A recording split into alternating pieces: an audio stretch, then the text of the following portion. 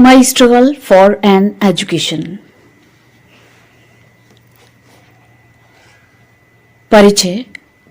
वूकर T Washington America के एक गरीब नीग्रो लड़के थे। अपने प्रारंभिक जीवन में उन्हें अपनी शिक्षा के लिए कठिन संघर्ष करना पड़ा। जब वह बड़ा हुआ तो वह अमेरिकी नीग्रो का सुधारक और नेता बन गया। यहाँ उन्होंने हमें बताया कि कैसे उन्हें Hampton normal and agriculture institute में प्रवेश मिला। लेखक एक अच्छे पूर्व काल के बारे में सुनता है। लेखक एक नीग्रो था। उन्होंने एक कोयला खदान में काम किया। एक दिन दो खनिक रंगीन लोगों के लिए एक महान स्कूल के बारे में बात कर रहे थे। उसने उन्हें सुना। ये स्कूल उनके शहर के छोटे स्कूल से बहुत बेहतर था। स्कूल के लिए आकर्षण। वह स्कूल के विवरण से बहुत आकर्षित था।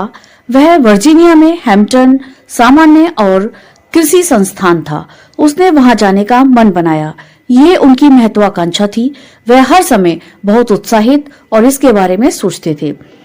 अपनी यात्रा पर शुरू होता है। उसने 1872 की शरद ऋतु में कोशिश करने का फैसला किया। उसकी मां ने सोचा वह कुछ भी हासिल नहीं करेगा। वह आधे मन से राजी हो गई। उसके पास बहुत कम पैसे थे।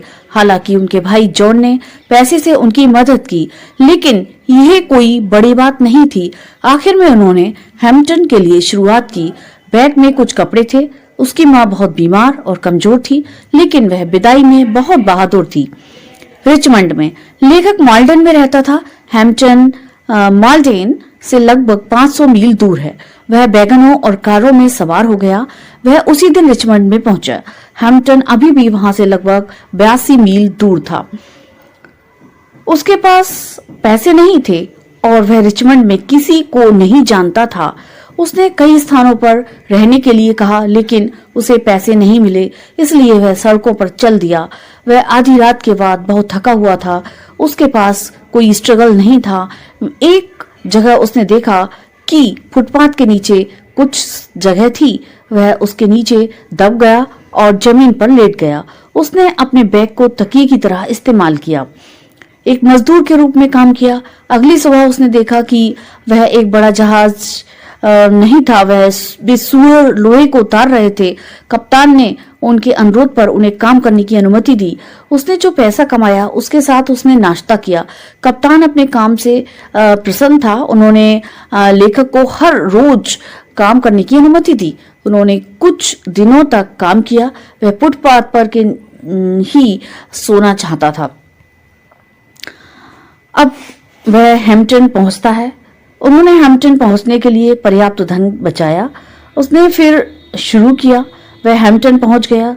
उसके बाद केवल 50 सेंट बचे ही थे। वह स्कूल की इमारत देखकर बहुत खुश हुआ।